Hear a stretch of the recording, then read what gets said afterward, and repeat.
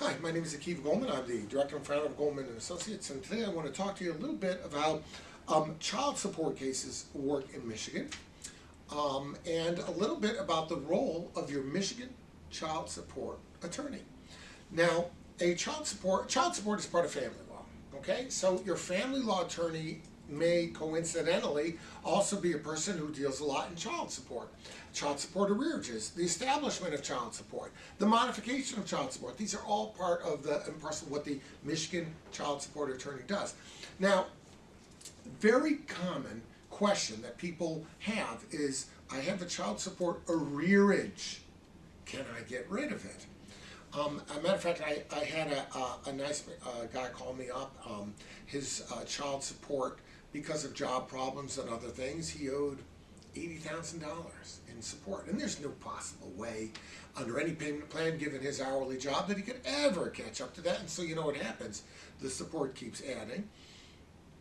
Interest and penalties and fluff kept getting added onto the main part of the support, so late fees and all that other stuff keep making the number grow bigger and bigger. Even if he pays it, he doesn't catch up, so what does he do? And sometimes, by the way, you'll get a case like was the case with this fellow who owed $80,000. The kids are already grown. I mean, they're adults. Now he's in a situation where there could be bench warrants out for his arrest and all sorts of problems. What does he do?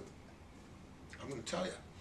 There is a way to get rid of an old child support obligation, but it begins with a discussion and an inquiry about to whom is the money owed. If the money is owed to the state of Michigan, and I'll explain to you how that could happen, there is a way to file petitions to discharge state-owed debt. And if you discharge that state-owed debt, you wipe out the child support. No more support, no more bench warrants, done.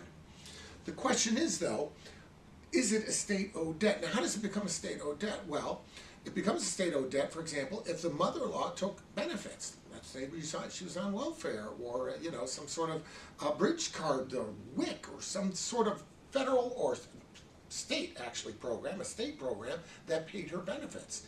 The state will pay you benefits, not the Fed. The state will pay you benefits, but they will say, hey, we're going to give this to you. Who's the father? And ultimately, when they give you that, they go after the father. And if he doesn't pay those benefits, then there's a arrearage owed to the state.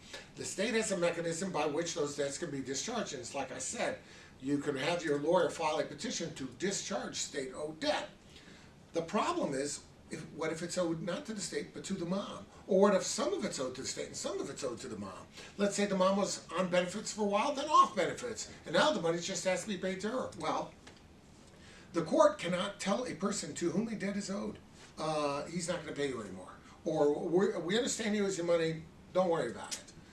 You can't, the courts can't, short of a bankruptcy, force somebody to say, I'm waiving my debt. So in order to get the part that's owed to the mom waived, the mother has to voluntarily agree, okay, I won't be paid. Now, why would she do such a thing?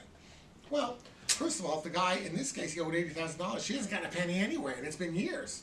She may not care because she's managed to survive all this time, and she probably knows she'll never get it.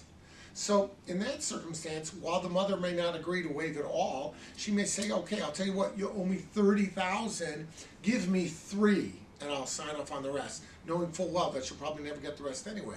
So that it's a possibility of working it out that way.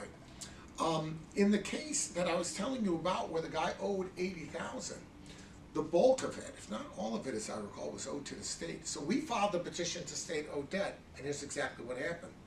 The state told him, we're going to put you on a payment plan of a nominal amount for a period of 24 months. And if you religiously pay under the payment plan, we'll waive what's left. He got a $100 a month plan. After 12 months, he had paid $2,400. He still owed, $77,000 and change. But because he paid regularly, the state wiped out the rest. And so he ended up $2,400 poorer and $77,000 richer because he got rid of the debt. So that was a circumstance where it worked out very well. Not every case is subject to that. Sometimes when the money's owed to the mom, 50-50, mom and state, the state won't discharge until you take care of the mom. And if the mom won't agree, it's a very, very challenging situation. But every case is different.